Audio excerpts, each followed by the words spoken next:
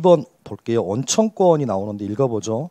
온천에 관한 권리는 일명 온천권은 관습법상의 물권이라고 볼 수 없으며 또한 온천수는 민법 235조, 236조 소정의 공용수 또는 생활용수에 필요한 용수에 해당하지 않습니다. 그래서 정리하면 온천에 관한 권리, 온천권은 존재하지 않습니다. 칠판 보세요. 갑의 땅 속에 뜨끈뜨끈한 이렇게 온천이 나온대요. 이렇게 온천수가 있대요. 그러면 정리. 이 온천수는요, 토지의 일부입니다. 온천수는 토지와 독립성이 없습니다. 온천은 토지의 뭐라고요? 일부다.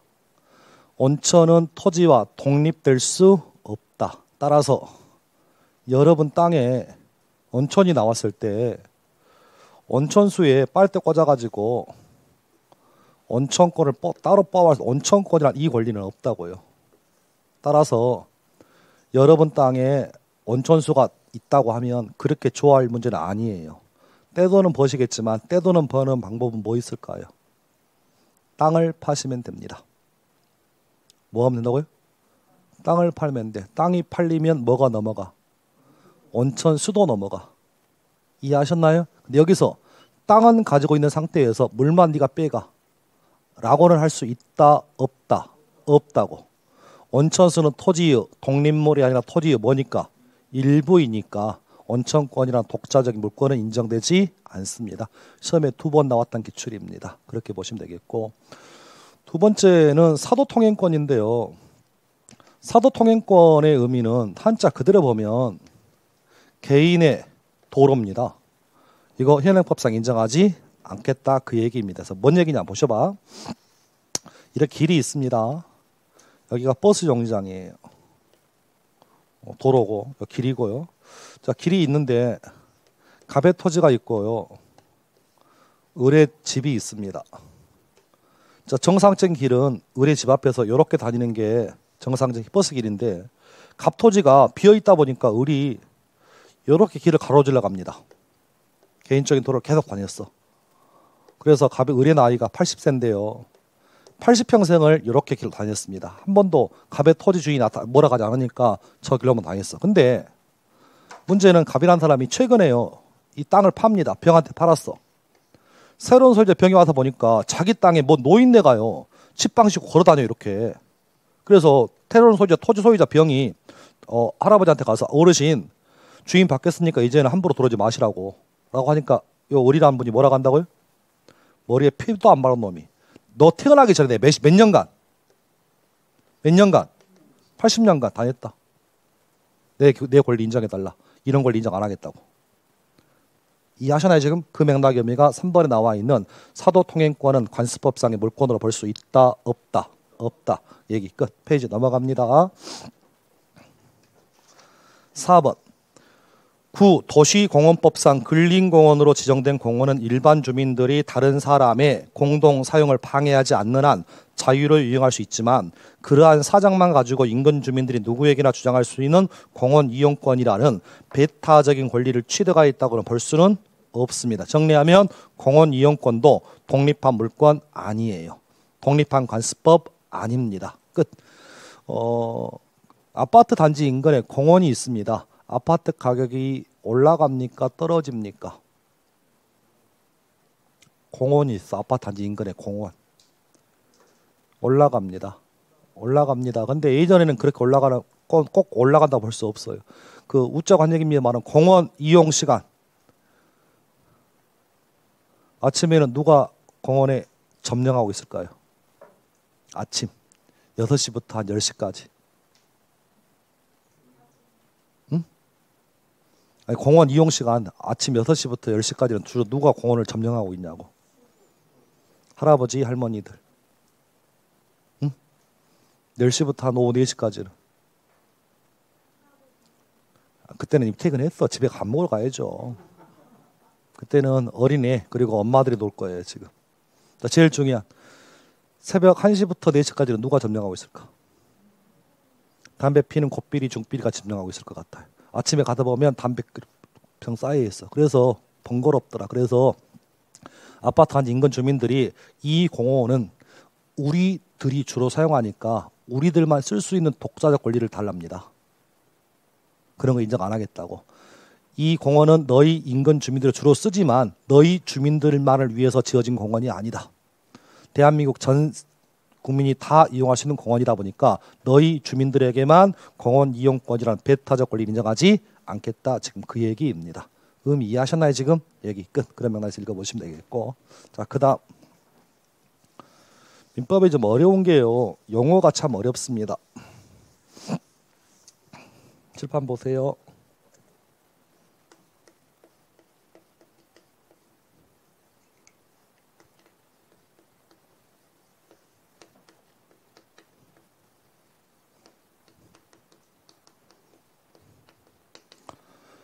지금처럼 미등기, 무허가 건물의 양수인 이렇게 등장하면 이 말이 의미하는 말을 기억을 하셔야 돼. 자, 가볼게요. 갑이 자기 토지 위에 건물을 지었습니다. 건물을 신축했습니다. 그래서 건물을 보니까 지붕이 있고요. 기둥이 있고 주벽이 있습니다. 그래서 현행 민법상 건물을 신축했을 때 지붕과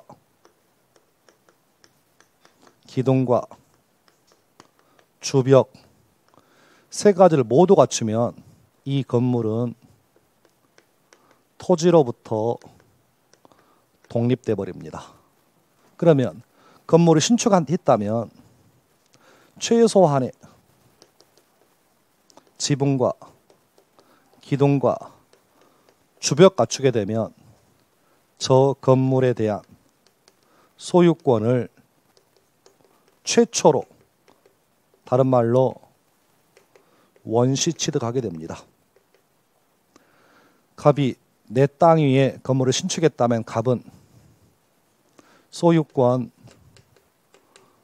보존 등기를 하지 않아도 지붕, 기둥, 주벽 갖추는 순간 건물에 대한 소유권을 뭐 한다고요? 취득합니다. 이게 현행법이에요. 따라서 갑은 건물에 대한 뭐 하지 않더라도, 그래서 현재 이 건물은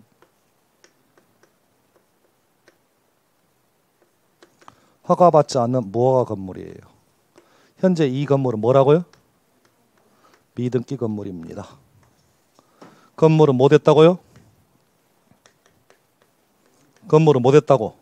완성되었지만 관할관청이 허가받지 않고 등기되어 있지 않는 건물입니다. 그러면 저 건물 누구 거라고요? 갑 거라고. 갑이 지었으니까 행정상의 제재는 받을지라도 현재 저 건물은 누구 거라고요? 갑 거. 그런데 오늘 갑이 자신의 건물을 을에게 뭐 한다고요? 팝니다. 뭐 하지 않는 채? 등기하지 않는 채. 이랬을 때 우리는 을을 뭐라고 한다고요?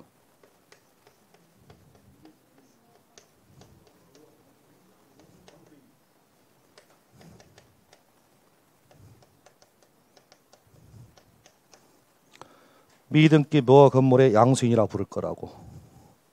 이해하셨나요 지금? 그러면 다 생략하고 지문 딱 한 줄 나와.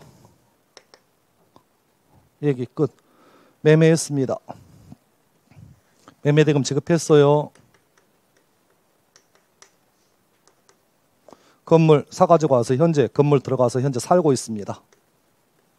잠이하고 있어도 여기가 뭐니까 매매는 법률 행위입니다. 뭐라고요? 법조항 확인 186조 186조.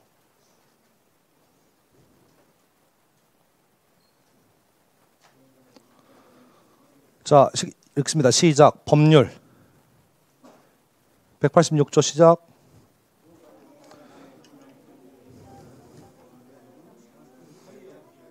법률 행위로 인한 부동산의 물권의 득실 변경은 뭐해야? 칠판. 매매는 법률 행위입니다. 법률 행위에 의해서 매수인이 이 부동산에 대한 소유권을 뭐 하려면, 취득하려면 이 앞으로 뭐 해야 돼? 등기하셔야 합니다. 이게 등기 돼 있냐 안 돼 있나요? 등기 안 돼 있네. 소유자 아니라고요. 소유자 아니라고.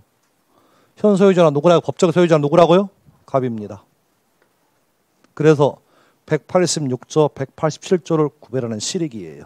187조 상속, 공용징수, 판결, 경매, 기타 법률의 규정에 의한 물권의 득실 변경은 등기를 요하지 아니하지만 186조 법률 행위에 의한 물권의 득실 변경은 뭐라고요?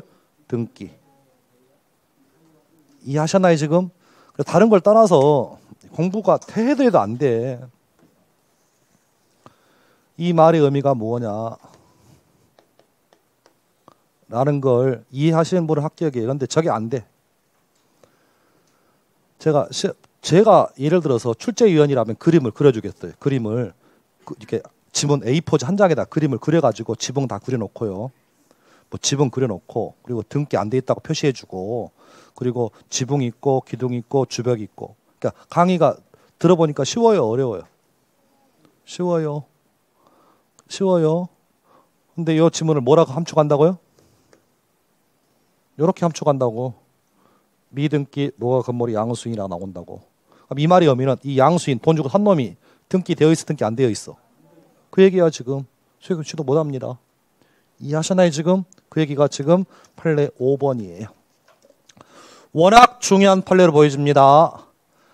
미등기 무허가 건물의 양수인이랄지라도 소유권 이전 등기를 격려받지 않은 한 건물에 대한 소유권을 취득할 수 있고 없고 그러한 상태의 건물 양수인에게 소유권에 준하는 관습법상의 물권도 있다고 볼 수 있다 없다.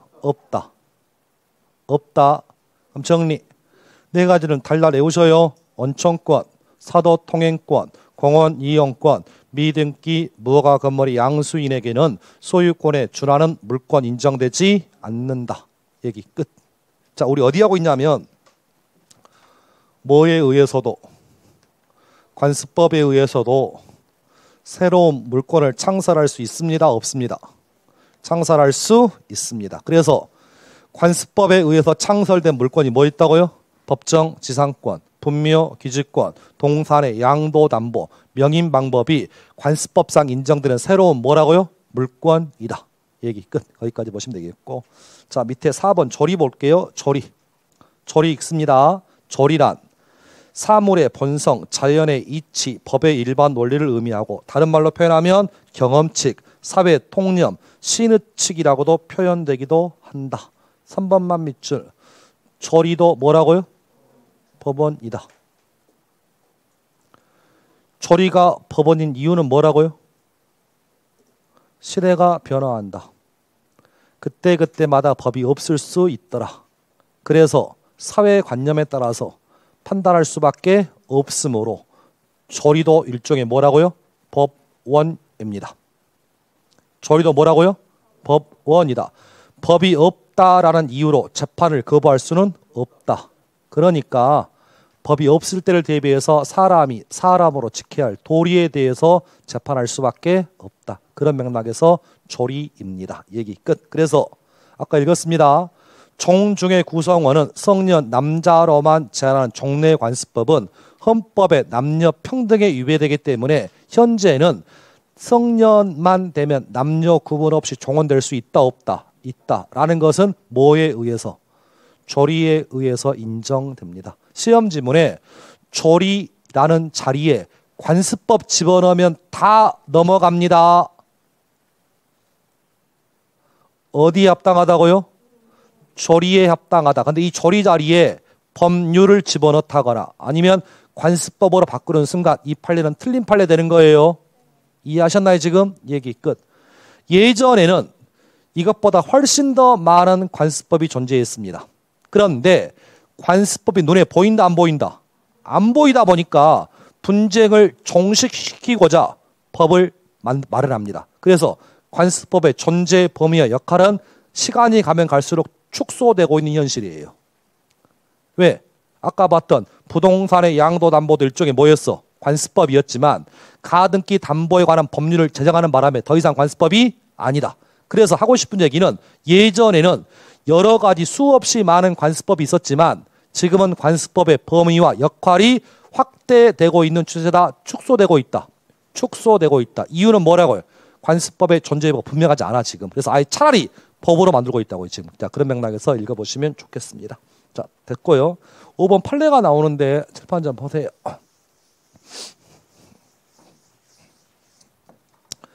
여기서 말하는 판례는 대법원 판례예요. 답만 볼게요. 대법원 판례는 법원 아니에요. 우리가 1교시 때 배웠던 헌법재판소의 결정 내용은 그것이 민법의 법원에서 법원이 아니었어. 법원이었어. 그런데 오늘 배우는 대법원 판례는 민법상 법원이 아닙니다. 뜻은 그렇게 보시고 다른 얘기 좀 볼게요.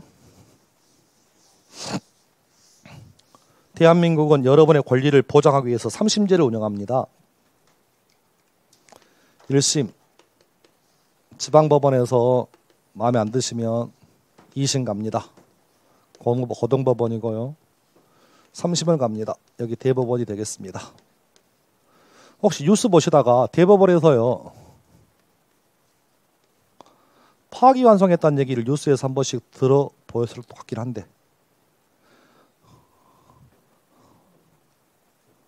파기환송 뉴스 보면 나와. 뉴스를 안 보면 어쩔 수 없는데 뉴스 보면 대부분 파기환송이 나옵니다. 근데 들어도 이게 뭔 얘기인지 모르니까 넘어가는 거예요.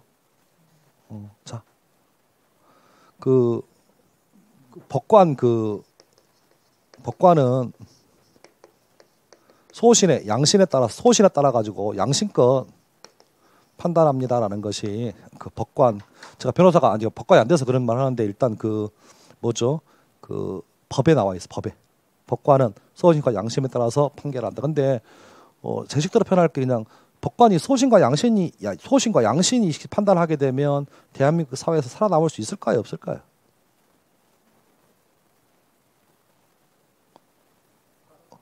살아남습니까? 예, 살아남습니다. 살아남을 경우도 있겠죠, 뭐.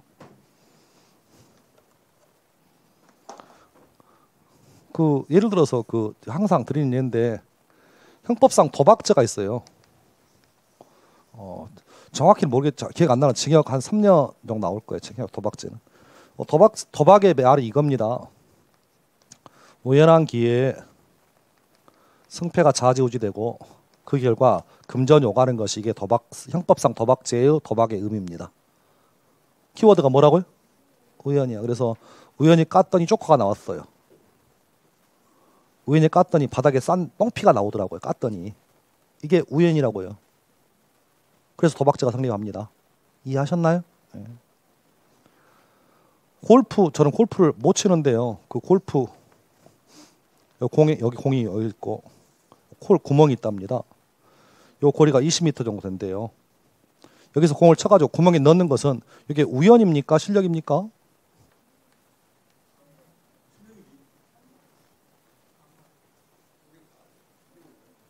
어?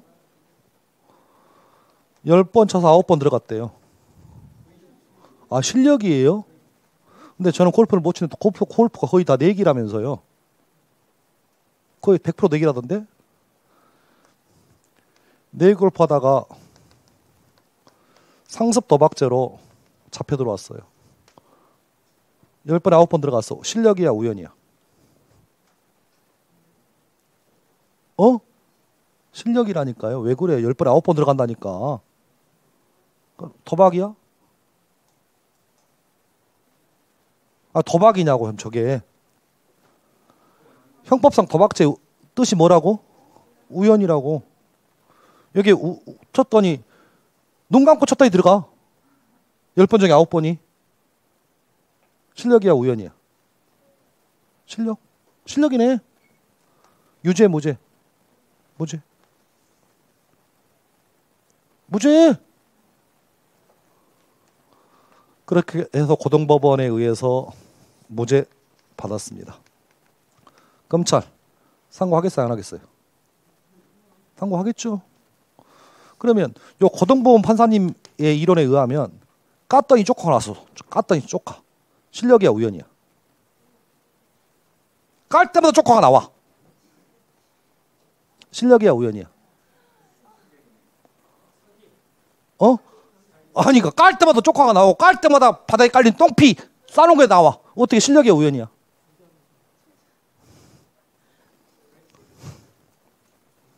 제 말 뜻 이해했어요, 지금? 그래서 요 유명한 네이골프가 무죄 받았는데 대법원 가서 어떻게 됐을까요? 대법원 가서 파기환송했어요. 야, 어떻게 이것이 실력이냐? 이건 사기다 해서 유죄 판결 받았어요. 그래서 파기환송이. 파기환송 어디로 갈까요? 맞아요. 자, 그럼 가보세요. 다시 하게. 소신과 양심이면 이 대부분 고등법원 판사 소신과 양심이면 이 뜻을 굽혀 안 굽혀? 안 굽히지. 그럼 또 뭐야? 무죄. 올라가면 파기환송. 그럼 뭔만 하고 있어요? 계속 이렇게 요직그럼 하고 있잖아. 제 말 했어요, 지금? 그래서 현재 대법원 조직법에 의하면 여기에 판결은 하급심을 구속합니다. 따라서 반대 재판을 못해. 제 말 이해하셨나요, 지금? 그래서 정리. 잘 보셔야 돼요.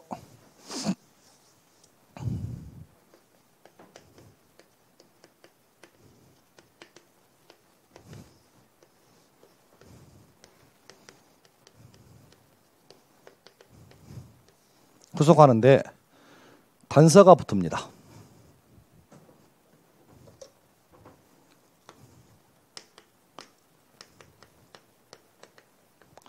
당해 사건은 구속합니다.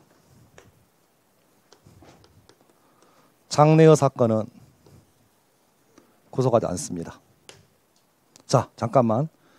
간통죄 폐지됐다고 했어요. 이해하세요, 지금? 간통죄 폐지되기 전에 간통죄가 위헌입니다라고 소송을 제기한 사람이 옥소리 혼자뿐이었을까? 그 전에 무수히 많았을까? 무수히 많았어. 무수히 많았다고. 그때마다 합헌. 옥소리에 와서 위헌 판결을 받았어요. 그러면 옥소리는 예전에 위헌 판결을 받은 사실 알고 들어갔을까? 못 알고 들어갔을까? 알고 들어갔겠지. 제 말 이해했어요, 지금? 그럼 그 전에 상급시 판단은 무슨 사건? 잠깐, 이 당해 사건을 좀 저질스럽게 표현하면 해당 사건이라 불러요. 야, 웃어야 될 텐데 웃지를 않으니까 뭘 모르는 거야, 지금. 아셨죠? 해당 사건을 뒤집으면 뭐라고? 해당이 있어 보여, 당해가 있어 보여. 표현이. 당해가 있어 보이니까 시험 문제로 당해를 낸다고. 그러니까 그 사건은 기소가인데 이와 비슷한 다른 장르의 사건을 기소하지 않는다고 지금. 이해하셨나요, 지금? 그러니까 예를 들어서 보셔봐. A라는 사건에 대해서는 무조건 하급심을 기소해. 그런데 A-와 유사한 사건을 기소하지 않는다고 지금. 그러니까 바뀔 수 있다고요. 사안은 비슷한데 예전에는 유죄였다가 다른 사건이라면 무죄로 바꿀 수 있다고. 다만 그 사건은 무조건 대법원 판단이 우선이야. 제 말 이해하세요, 지금? 그래서 포인트가 어디라고?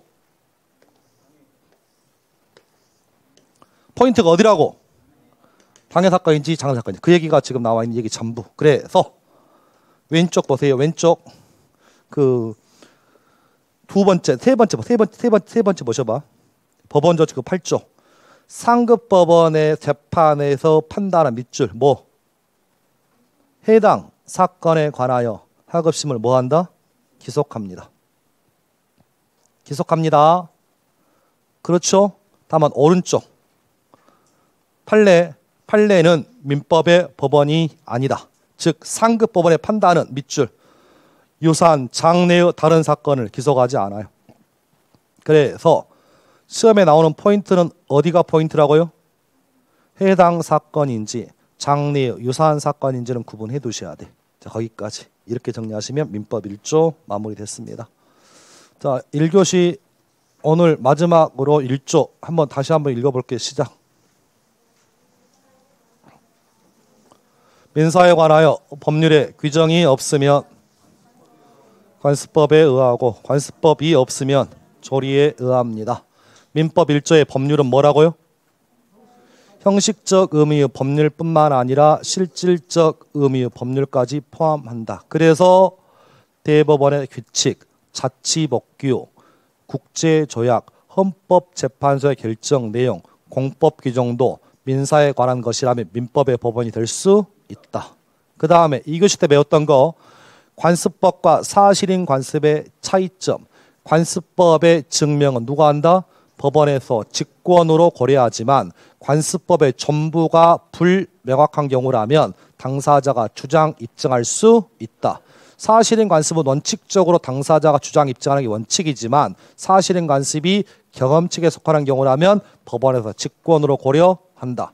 관습법은 일종의 법원이기 때문에 법령에 저촉되지 않는 한 법령과 같은 효력은 있지만 사실인 관습은 법령과 같은 효력은 없고 다만 당사자의 의사를 보충한다. 관습법은 성문법에 비해서 원칙적으로 보충적이지만 예외적으로 상관습법과 민법이 충돌하게 되면 상관습법이 민법보다 우선 적용되는 경우도 있다.